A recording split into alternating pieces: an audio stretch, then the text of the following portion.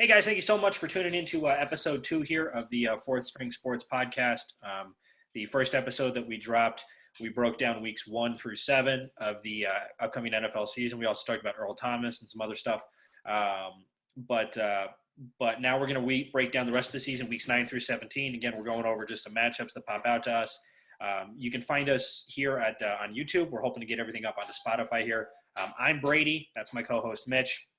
If you got any questions, comments, emails, anything like that, shoot us an email.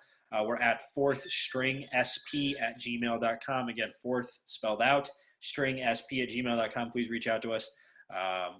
Breaking down week 9. I'll take it off here. So week 9, Thursday night game, sore spot for Mitch and I. Packers at the 49ers. I don't want to talk about it.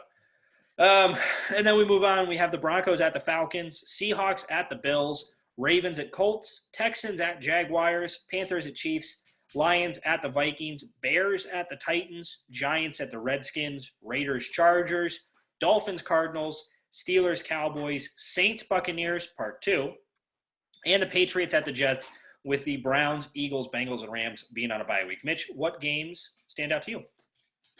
Obviously, it's got to be the sore spot. I mean, Packers at 49ers is huge. Obviously, Green Bay did not play well against the 49ers, especially when it was in California. Let's be honest. We didn't play that well against them when they were bad and they came up to Green Bay either. Let's be 100% honest, okay? Yeah, so we'll get into more specifically when we hit the Packers for off-season additions and so on and so forth. But long story short, I don't think that the Packers did enough to improve that rush defense. So I think that's a huge concern coming up to this Thursday night game in California against the San Francisco 49ers. I mean, Mike Pettin, our defensive coordinator, has to figure out some kind of scheme that's going to put us in a good position to hold off their running backs. Otherwise, we're just going to get a repeat of the NFC Championship game and the regular season game that we played them. So that's the biggest challenge for the Packers. Yeah. You know, what I will say is that it's going to be a huge challenge for the Packers, and I don't think anybody's going to expect Green Bay to win that game. But if they do, man, could that be a season definer? I don't think that they will. I don't think they did enough either to really reload and take on a team like the 49ers. But you got to have a little bit of faith. You have to have a little bit of trust in the team. And I think that I think it's going to be an interesting game. It's a Thursday night game. It's a road game.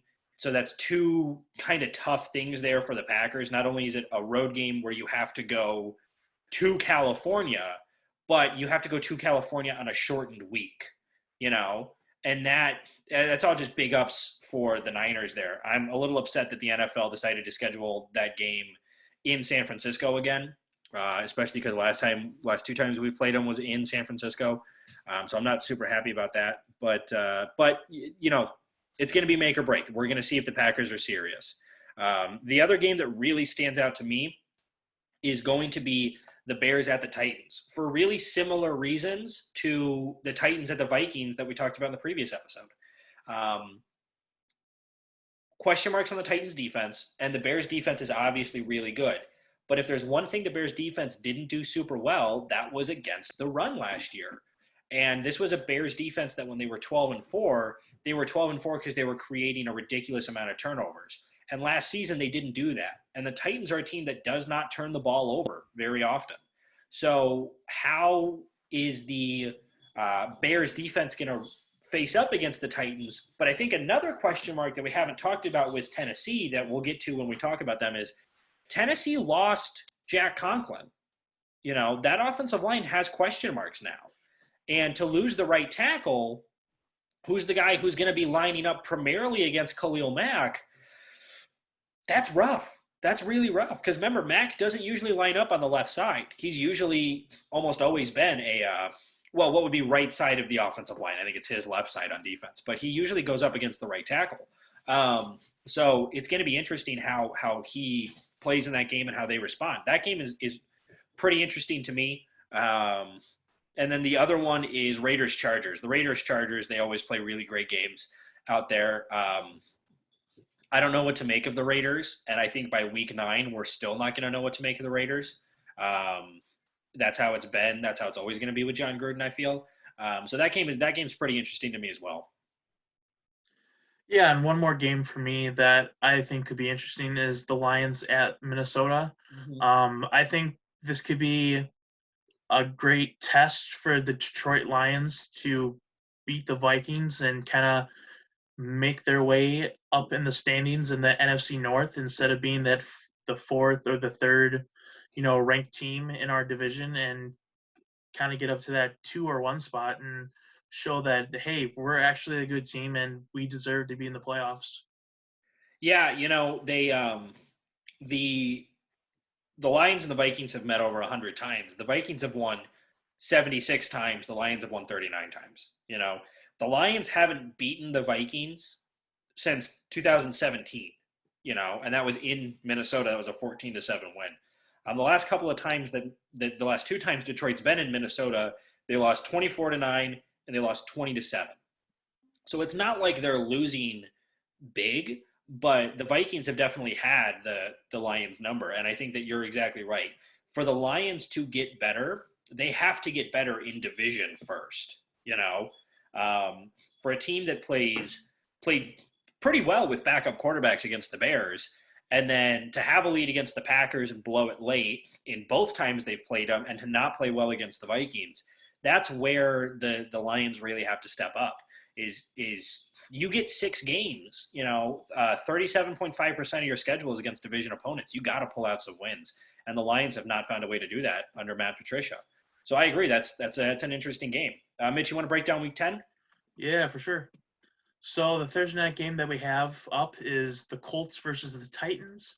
And then our 1 o'clock games on Sunday are Houston versus the Cleveland Browns, the Washington Redskins versus the Detroit Lions, Jacksonville Jaguars versus the Green Bay Packers, Eagles versus the Giants, Bucks versus the Panthers, Bengals versus the Steelers, and then our 4 o'clock games are the Bills versus the Cards, Broncos versus the Raiders, Jets versus the Dolphins, Seahawks versus the Rams, Niners versus the Saints, and then our primetime game is the Ravens versus the Patriots, and then Monday night is Minnesota versus Chicago.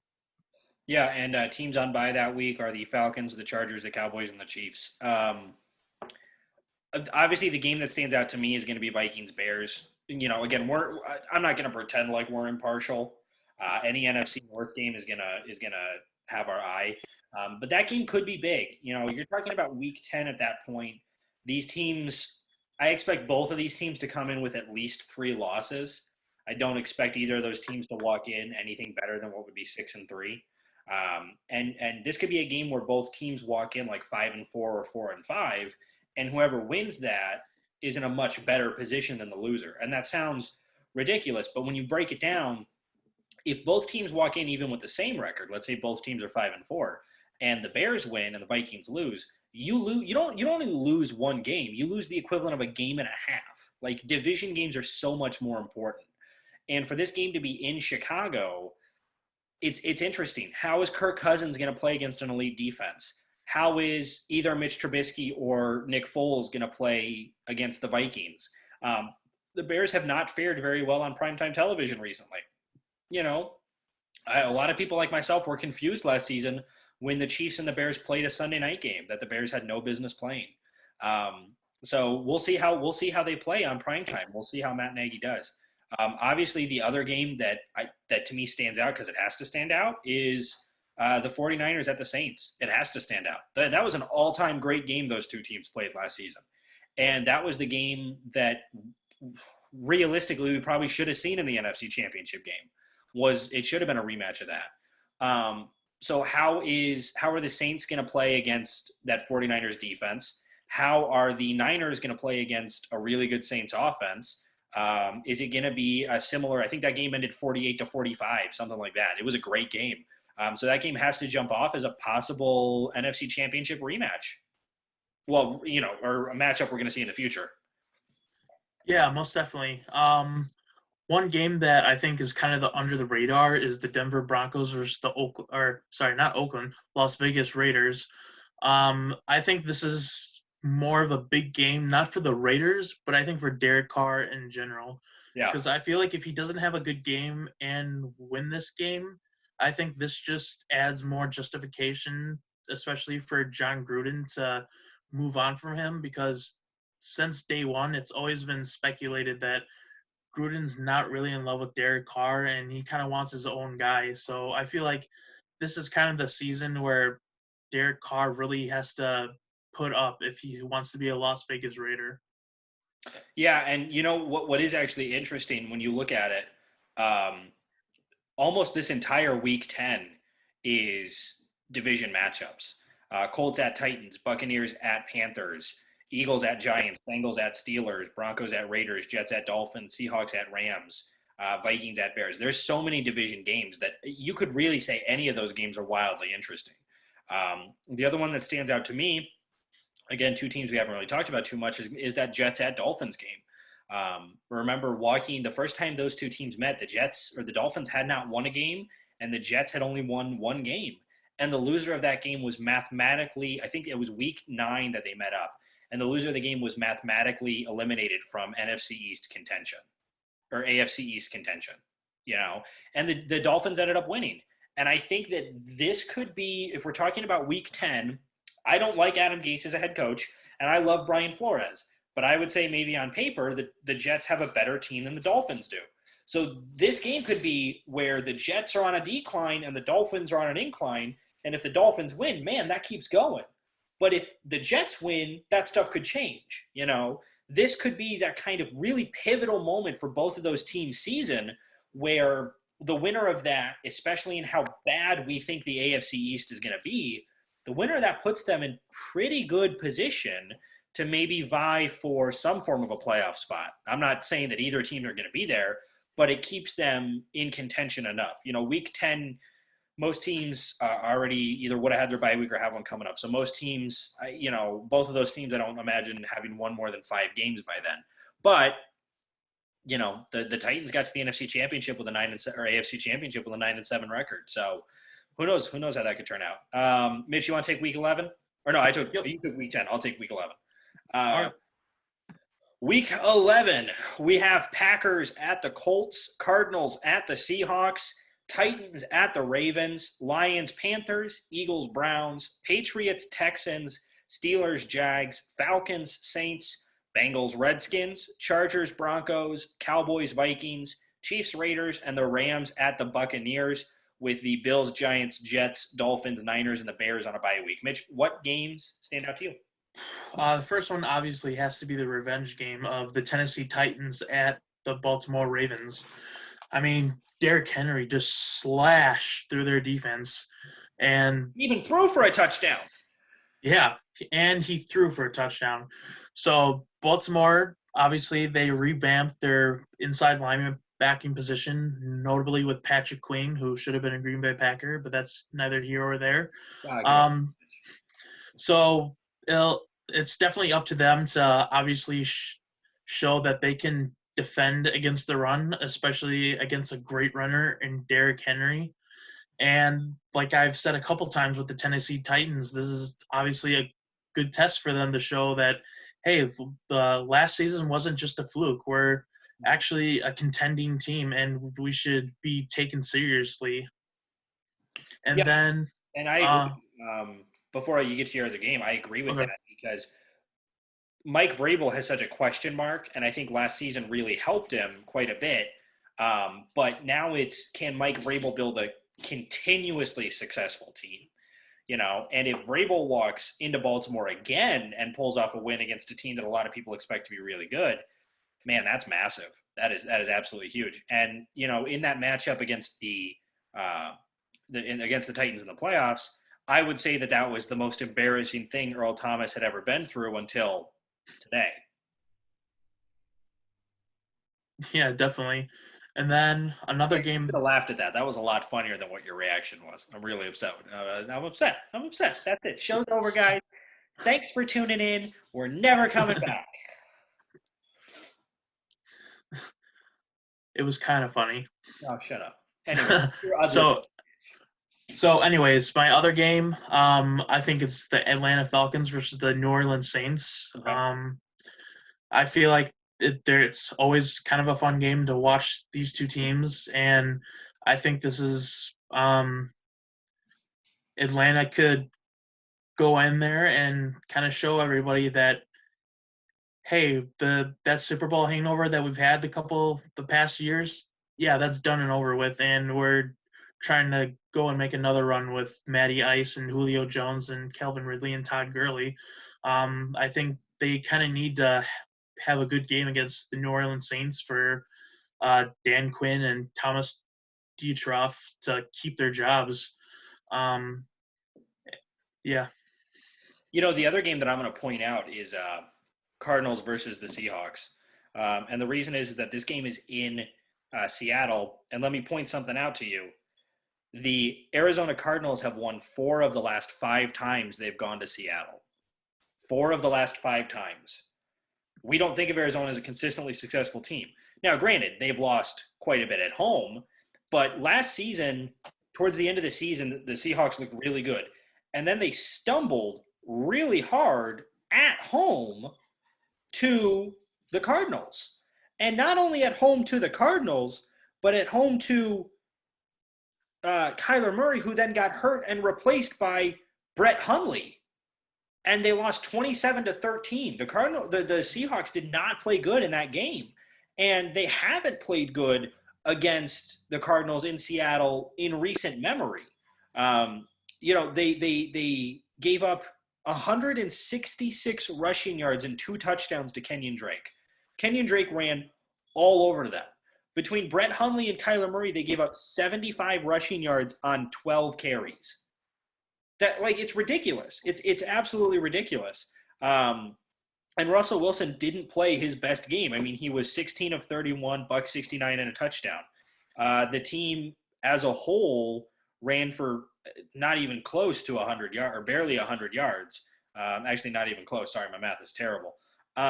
It was a bad game, and so that could be huge. I mean, this is already a Cardinals team that has a lot of question marks, but we expect Seattle to be good again. And if the Cardinals can walk back into Seattle for the 5th time in 6 tries and win again, man, maybe it's time to start taking the Cardinals a little bit seriously.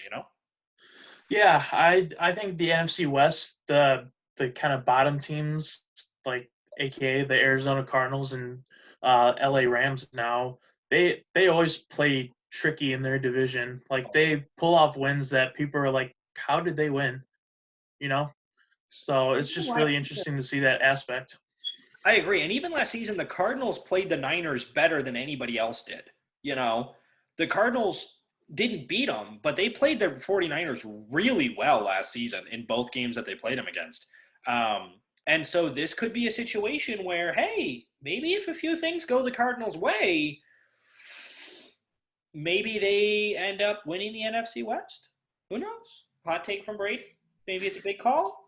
I'm going to let you in a secret. It's probably not going to happen. But it's interesting to talk about. So, yeah, Mitch, why don't you tackle Week 12 here?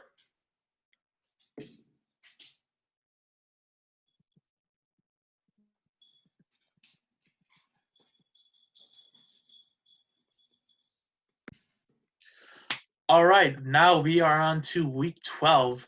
So let's start off with the Thanksgiving games. The first game at 11:30 Central Time is the Houston Texans versus the Detroit Lions. Then at 3:30 Central Time, we got the Redskins versus the Cowboys, and then at 7:30 Central Time, we've got the Baltimore Ravens versus the Pittsburgh Steelers. And then the 1 o'clock games on Sunday are the Titans versus Colts, Giants versus Bengals, Chargers versus Bills, Raiders versus Falcons, Browns versus Jags, Dolphins versus Jets, Cards versus Patriots, Panthers versus Vikings, and then the 4 o'clock games are Saints versus Broncos, Niners versus Rams, Chiefs versus Buccaneers, and then the primetime game is the Bears versus Green Bay Packers. And then on Monday night, we have the Seahawks versus the Philadelphia Eagles. Yeah, so some really great matchups. Chiefs at Buccaneers is going to be great. I feel like there's a lot of games we've talked about so far where it's like these could be absolute shootouts. And I think that Chiefs at Buccaneers game is going to be an absolute shootout. I mean, it's going to be a fantastic football game. Mahomes versus Brady, part 4, I think, part 5, something like that. Now, in the short career that Mahomes has played, and Mahomes has beaten Brady more often than he hasn't, it's going to be a really good game. Obviously, again, we have an NFC West showdown. We have the Niners at the Rams again. And then you have the Packers hosting the Bears on a Sunday night game. We've had sensational success against the Bears on Sunday night games. So it's going to be interesting. But the game I want to talk about is the Monday night game, is the Seahawks at the Eagles. A rematch of the NFC wildcard game where, again, I said it earlier when I talked about the Eagles. The Eagles have a tendency to play to their opponent, where they play really good against really good teams and they play really bad against really bad teams. And there's not really an in-between. And I think that the Seahawks kind of suffer from the same thing. The Seahawks will play so good against the 49ers and then lose to a bad team like the Cardinals, or will play really good against one team and then we'll have the Buccaneers of last year put 40 on them, when a game that I think they ended up winning, but still. So this game is interesting. It's an interesting matchup to see Russell Wilson against Carson Wentz, or who we hope is Carson Wentz playing. We can't tell. Go Jalen Hurts. Go Jalen Hurts, yeah. Boomer Sooner. But I think it's going to be an interesting game. I love the Seahawks and the Eagles in their own special ways. But to me, that game really jumps out. Yeah, for sure. And then 2 games that jump out for me. I'll start with one of the Thanksgiving games, and that's the Baltimore Ravens at the Pittsburgh Steelers. Mm-hmm. The Ravens are a really great team, and they're poised to make another Super Bowl run. And then we have the Pittsburgh Steelers, who's getting Big Ben back, and they still have Juju, and they still have a solid back in James Conner, but and a lot better defense than people give them credit for. Yeah, exactly. And another underrated defense from 2019. And it'll be interesting to see if they can compete with the Baltimore Ravens and maybe try to get out a win. And I think that could be a big statement for the Pittsburgh Steelers, who've kind of fallen off the tracks a little bit the past few years. And then the other one is the New York Giants versus the Cincinnati Bengals. I think these 2 teams are kind of similar. They both have young quarterbacks, both have 2 elite backs, and then have questionable defenses. And it'll be interesting to see who's ascending and which team is ascending and which team is descending. Yeah, now, I mean, we'll get into it when we get into both teams, but that is interesting. So I'll pose the question to you, Mitch. Between Cincinnati and the Giants, who do you think has the better defense? I think they're even on offense. I really do. But defense is super interesting. And so who do you think has the better defense there? Well, I'll start with the Bengals. They have Geno Atkins in the middle with DJ Reader now, so that's a solid tandem in there. And then they have who they have coming off the edge? Carlos Dunlap and Carl Lawson and boys. And then inside – yeah, and then the inside backer position is something to look at. They did draft some guys there, so hopefully, they develop, and by the time they get around Thanksgiving, it could really help their defense. And then they have some underrated safeties, I think, because those boys can ball out, especially what's his name? No, it's not Justin Reed. Yeah, especially Jesse Bates. I think he's a young, up-and-coming, ascending safety who doesn't really get talked about much, and I think that's largely due to him being in Cincinnati, but the dude's a baller. And with that said, I think the Bengals have more strong spots on their defense compared to the New York Giants. I mean, the linebacking core for the Giants is questionable. I'm not sold on their secondary yet, and their defensive line is some solid pieces, and Delvin Tomlinson and Leonard Williams. But other than that, I don't even know who their pass rushers are. So I got to give the edge to Cincy. Yeah, I agree, and that's why like I see comparisons to these two teams quite a bit, and I think offensively they're there, but defensively I think the Bengals have put themselves in a much better position. The Bengals we talked about. Well, what are they going to do this offseason? And the whole thing was, yeah, they're going to take Joe Burrow and they're going to get AJ Green, but the Bengals secretly had a really good offseason. They added good weapons across the board, and especially on the defensive side. Um, to go to your other game you mentioned, which was the Ravens and the Steelers. We're going to talk about it when we get into the Steelers, but the Steelers drafted a player who's very near and dear to my heart, and that's Chase Claypool from Notre Dame. And I think that I'm going to make a prediction here, assuming that he's fully healthy. I think that game against the Ravens could be a really big game for him. I think he stacks up well against the guys the Ravens bring to the table. And I think that knowing, Ben Roethlisberger there at quarterback, again, assuming he's healthy, I think Chase Claypool could have a really good game. That could be one of those really up and coming players there. So good games all across the board. Really, Week 12 has an opportunity to just put up some great matchups. And there's games we didn't even talk about. I mean, Niners, Rams, Saints, Broncos, Panthers, Vikings. You got Browns, not Browns, Jaguars. That's going to be crap. So I apologize. But Titans, Colts.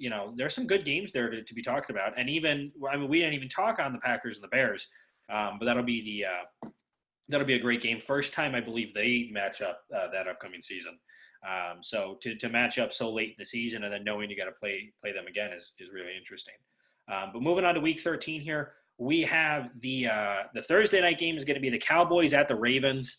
I don't know why they keep giving the Cowboys primetime games. It sucks, but Cowboys at Ravens. Then we have Saints Falcons, Lions versus the Bears, the Colts and the Texans, the Bengals at the Dolphins. Remember that was the tank for Tua game last season that turned into blow for Joe type thing. Jags at Vikes, Raiders at Jets, Redskins at Steelers, Browns at the Titans, a rematch of the Week 1 game where the Browns got absolutely, foot bucked by the Titans. It was bad. Rams at Cardinals, Giants at Seahawks, Patriots at Chargers, Broncos at Chiefs, and the Bills at the Niners, with the byes being for the Panthers and the ever-aging Tampa Bay Buccaneers. So, Mitch, what games kind of stand out to you there? I think the first one has to be that Thursday night game against the Cowboys and Ravens. Oh, I'm sorry. I also missed the Sunday game is Eagles-Packers. There's Eagles-Packers. Yeah. So it has to be Cowboys versus Ravens, especially on the Cowboys side, because I think they have a lot of question marks that could keep them from being the team that Cowboys fans say they are every single year, even though, as Stephen A. Smith says, they do not disappoint. They do not. No, they do not. So starting with our head coach and Mike McCarthy, former Packer, who won us a Super Bowl, so nothing but love for him. But it was his time to go. It's just interesting to see if he was really truthful and said that he updated his playbook. Because if it's the same kind of playbook that Packers fans saw the last 3 to 4 years, I think that could really hinder their offense, and Cowboys fans will see no difference from when Jason Garrett was around. And then obviously who's going to be playing quarterback? Is it going to be Dak Prescott? Is Dak Prescott going to hold out? Is Dak Prescott going to be traded? Is this going to be Andy Dalton playing? So that's really some uncertainty. I think a really underrated weakness for the Cowboys is going to be center, because Travis Frederick was a huge part of their line. He was the communicator who told them, this is who you're blocking and that's who you're blocking. And I think he's going to be missed in more ways than one. But hopefully a fellow Badger alum, Tyler Biadasz, can step up. And then it'll be interesting to see how the secondary performs after losing their number one corner, and they don't have the best safeties. And the linebacking core, even though they have really some big names who can ball out, late last year they kind of faded away and weren't played up to the moments. And then Well, they also got hurt. I mean, Van Der Esch had a really bad neck injury there towards the end, but I agree. yeah, and then defensive line. I mean, they signed a bunch of guys to play defensive tackle, but outside of Demarcus Lawrence, they're banking on two guys who are suspended, and one of them being Alden Smith, who hasn't played in 5 years and has so many huge criminal record. Yeah. So if they can, you know, if everything goes their way for once, and they're able to beat Baltimore in Baltimore, I think that could show people that, hey, this is actually going to be our year for once, and it'll be interesting to see. And then my second game, where is it? It has to be Eagles versus Packers, because that was a really, It was a tough game to watch. yeah, definitely a tough game to watch, and I think definitely a game that the Packers should have won. And I think that, as we talked about, if they beat the 49ers, that's huge for our season. But I think if we beat the teams like the Philadelphia Eagles that we should be beating, that'll definitely make me, as a Packer fan, more confident about this team. And I think make the players feel more confident and hopefully spur a deep playoff run. Yeah, I agree. Talking to your first game there, you talk about, is Mike McCarthy going to update his playbook? And I think if Mike McCarthy went to, like, had gone to the Jets or the Browns, I think he would have needed to update his playbook. But I think Mike McCarthy can go back to the playbook the Packers had in 2014 when we had Eddie Lacy, and he can just run that playbook, because I think the Cowboys line up really similar to what that Packers team did, you know. And we ran the ball effectively with Eddie Lacy, and Ezekiel Elliott is a much better back than Eddie Lacy is or was.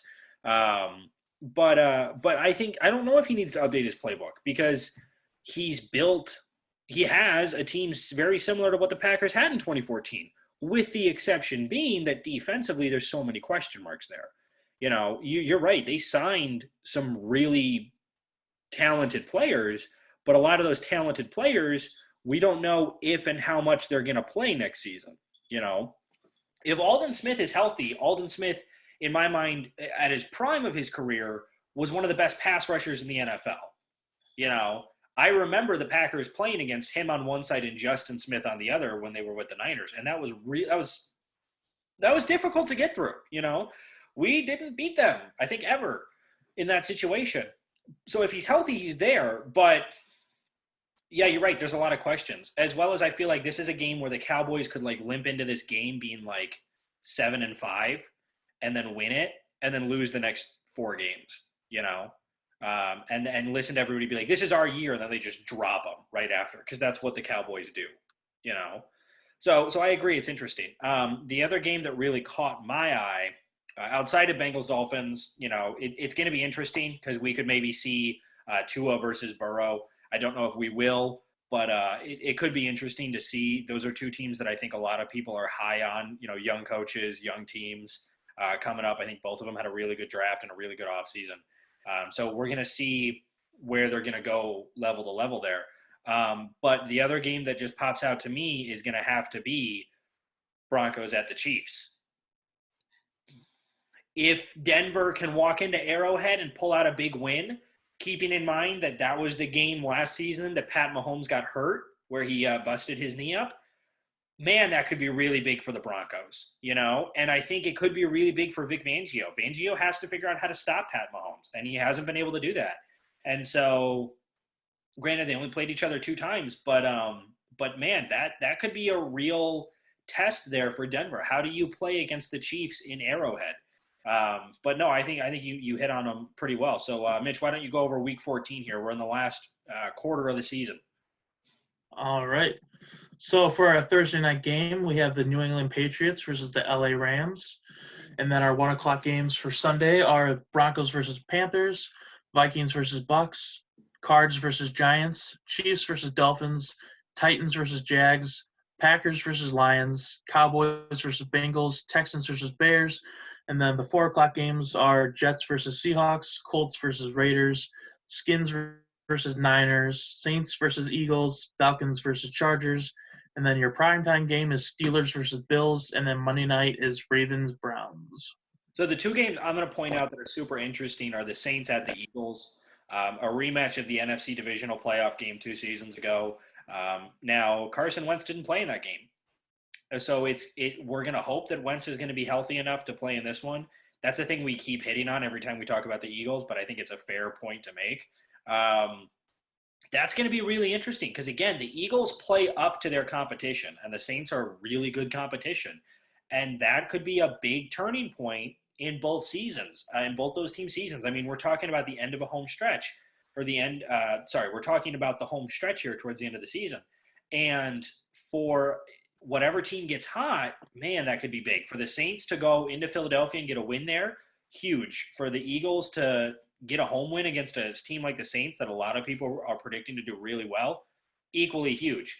The other game I'm going to point out, we pointed it out the first time they played each other, Ravens-Browns. The Browns have to figure out two things, and they have to figure out how to win in division, and they have to figure out how to win at home.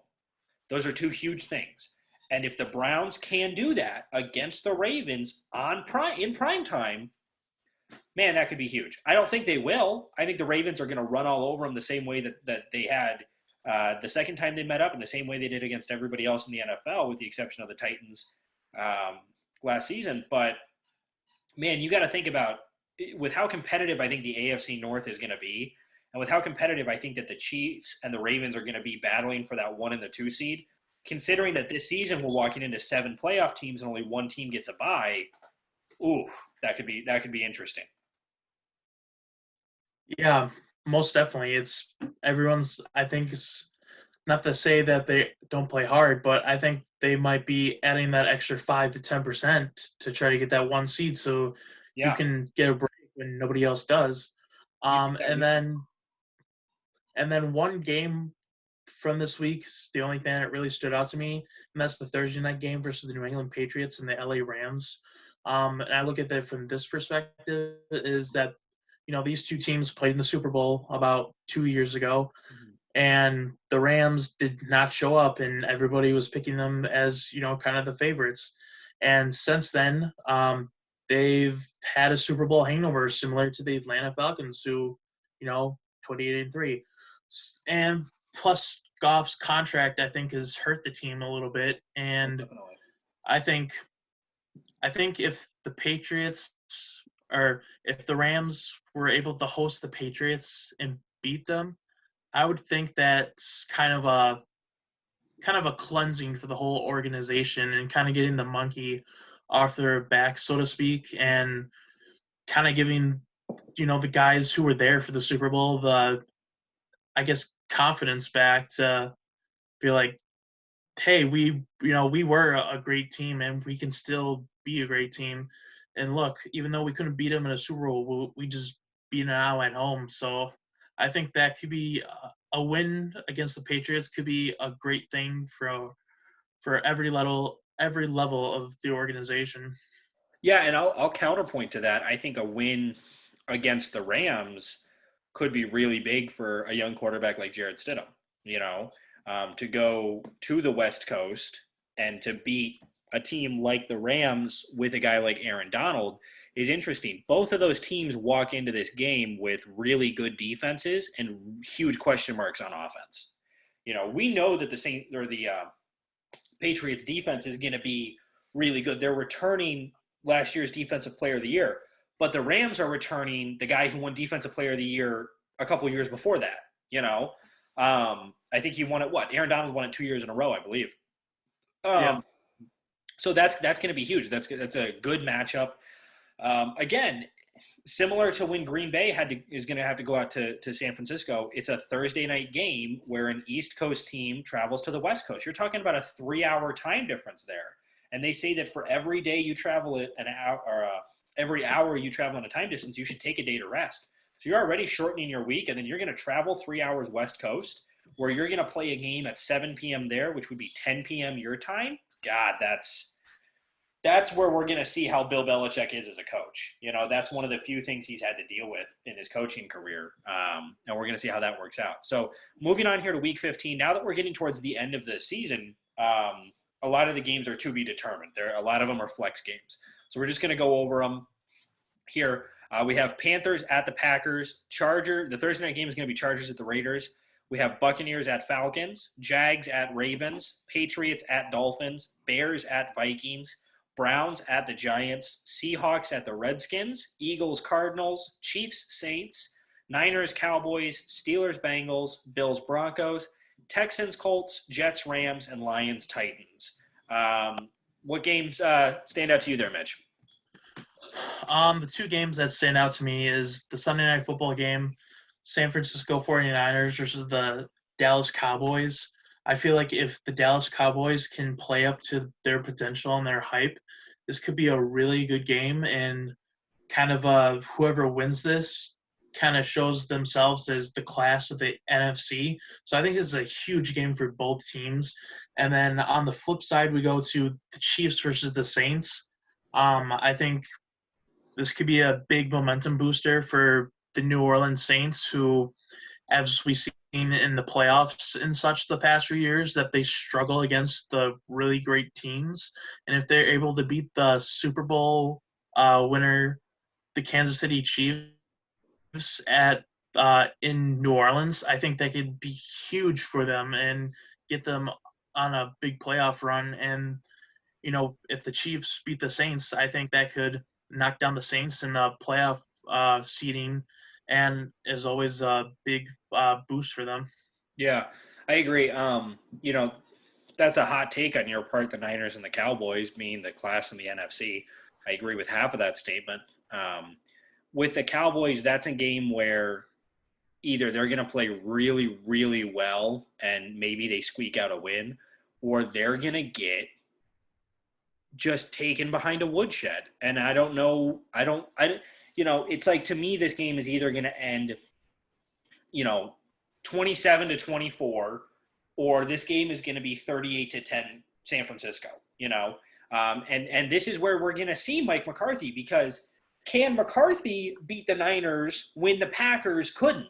And I think that's a huge storyline. The other game that I want to point out, just because of the storyline in it, is the Seahawks and the Redskins. Not because I think it's going to be an interesting game, but I think let's remember a couple of years ago when there was an interesting draft where the Washington Redskins traded up for a quarterback by the name of Robert Griffin III, and the Seahawks grabbed a quarterback in the third round by the name of Russell Wilson. And look at where those two organizations have gone since then. I mean, the Seahawks went to back-to-back Super Bowls where they won one, perennial playoff team, and the Redskins are now in the midst of what you could argue is their second rebuild since they drafted Robert Griffin III. Drafted him, didn't do well, rebuilt with Kirk Cousins, lost him, and now they're in another rebuild with a brand new coach. So it's interesting. I think there's storylines to that game that exist that I think have to be talked about. But no, I think you hit the games on the head as to what the interesting ones are. Chiefs, Saints, Cowboys, Niners. Packers, Panthers played a really good game last season in Green Bay in the snow. This is going to be another game in Green Bay late in the season. Should probably be in the snow. So we'll see how that works. But moving on to Week 16. Mitch, you want to take Week 16 and I'll take the last one? Yeah, sounds good. So on Christmas, we have the Vikings versus the Saints. And then on Sunday, we have Niners versus the Cards, Panthers versus the Redskins, Colts versus the Steelers, Falcons versus the Chiefs, Bucks versus the Lions, Broncos versus the Chargers, Dolphins versus the Raiders, Browns versus Jets, Giants versus Ravens, Bengals versus Texans, Bears versus Jags, Rams versus Seahawks, Eagles versus Cowboys, and then in prime time, we got the Tennessee Titans versus the Green Bay Packers, and then Monday night is Bills versus Patriots. Yeah, so you and me talked about it before we started. I don't know why the Titans-Packer game is prime time. Who knows where either of those teams are going to be at in that season. Two games super interesting to me, and we talked about it earlier. Niners at the Cardinals. The Cardinals played the Niners really well last season, and drafting, Isaiah Simmons was drafted in large part to cover a guy like George Kittle. And so that's going to be a huge test, because if Arizona towards the end of the season can get a big win like that, the same way that they tripped up the Seahawks last season, man, that could spell interesting things for the NFC. It really could, because that loss that the Seahawks took last year to the Cardinals put in position that final matchup against the Niners, which affected the Packers, which affected the Saints, which affected the Vikings, and which affect pretty much all the games after that. So it's interesting. That could be a really intriguing matchup. And the other one I want to point out is going to be Colts at the Steelers. Obviously, Phillip Rivers against Ben Roethlisberger, drafted in the same draft class. One guy has won 2 Super Bowls, gone to a third. Another guy really hasn't gotten any close. That could be interesting, because both teams could be fighting for playoff positioning at that point in the season. I don't know about you, but I don't predict either of these teams to win their division. Obviously, the Colts maybe have a stronger chance of winning it than the Steelers do. But when we're talking about teams fighting for now 3 wild card spots, that could be a huge difference in who gets to play maybe the 4 seed and who has to go play the 2 seed. Yeah, I mean, these 2 teams, it's really difficult for me to make a really good opinion about them, because these 2 teams, I really need to see some games before I can form an opinion, because it's so drastic that they could be really good or they could be really bad. So it's a little tough for me to judge them right now, but I'll have to see how, preseason goes and then the first couple of games. And the 2 games that kind of stood out for me, just because of their storylines, is the Vikings versus the Saints on Christmas. The Vikings have had the Saints numbers for the couple of years, and I think the Saints need to win this if they won't have any shot of trying to get Breeze his last Super Bowl this year, because I think he's out after this year just because of how his TV contracts works. So this is a must-win for the Saints, and it would be sweeter to finally beat the Vikings on Christmas. So that's kind of cool. And then the other, at home as well. And then another game that I'm looking at that I don't think a lot of people will be watching is the Cleveland Browns versus the New York Jets, just because of the 2 quarterbacks that they have. I mean, both in the same quarterback class. Obviously, Baker went number 1 overall, and throughout that whole offseason, Sam Darnold was the guy that everybody was picking, and I think they've kind of been compared. Not just those 2, but kind of like all the quarterbacks in that class, to see how great they've been. So I think this kind of might give them a little more edge to show out and stuff. So it would be interesting to see how they do. And don't forget, this is the game that Baker came out to the NFL and said, like, hey, I'm a starting quarterback. And this is the 3rd time that these teams are going to go up against each other since both quarterbacks were drafted. It was the game, his first season, that Baker came out, and the Browns, finally won a game. And then the second time they played, it was the game that Darnold was sick for. He got sick right before that game. I think it was week 2 last season. It was a Monday night game they ended up playing. And not only did then backup quarterback Trevor Siemian get hurt, but it was the first game where, okay, it looked like maybe the Browns had something going with Odell Beckham. It was his return to MetLife Stadium, and then the whole season fell apart after that, honestly. So I agree. It's super interesting. The storyline is definitely going to be there for them to watch. And we're going to see now how Sam Darnold plays, because, and you remember, I watched Sam Darnold's game against, I think it was Texas, one of his earlier seasons. And no, it was against Cal. And I said, this kid is going to be a Heisman contender. And he was, and then he wasn't. He was really good that following season, then he completely fell off. And so there's always going to be that question mark of, did the Browns make the right choice drafting Sam Darnold? Now, you could argue with the amount of quarterbacks taken, because remember, Mayfield was taken, Darnold was taken, Allen was taken, Rosen was taken, Jackson was taken. 5 quarterbacks were drafted in the first round. So any of them, you could say, did they make the right choice? And as of right now, you could say everybody but Baltimore lost that quarterback battle. But hey, and I'll say this: at least your quarterback prediction is better than mine. I mean, your guy was Sam Darnold, and the guy that I was kind of hyped for was Khalil Tate out of Arizona, and Yeah. the dude was in this draft class and he didn't get drafted, and I think he got signed as an undrafted free agent and is playing a different position. So I really feel like I have egg on my face, so don't feel bad.